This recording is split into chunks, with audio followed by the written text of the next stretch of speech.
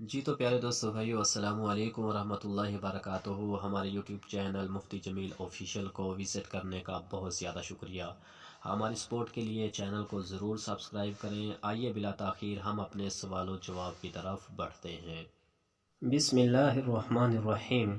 مدرسے میں پڑھانے والی معلمات حیض کے دنوں میں بچوں کو کیسے قرآن پڑھائیں؟ سوال: بعض معلمات جو کہ قاعدہ، ناظرہ یا حفظ کی تعلیم دیتی ہیں، کیا وہ اس وجہ سے کہ بچوں کی تعلیم کا حرج ہوگا بچوں کو پڑھانے کے لیے قرآن شریف کی تلاوت کر سکتی ہیں؟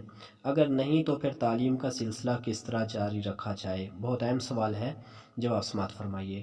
قرآن کریم کی تعلیم دینے والی معلمات کے لیے بھی قرآن کریم کی تلاوت اور قرآن کریم کو چھونا جائز نہیں۔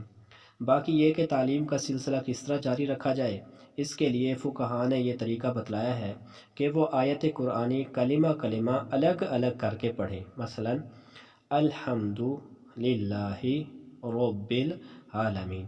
اس طرح معلمہ کے لیے قرآنی کلمات کی ہجے کرنا بھی جائز ہے۔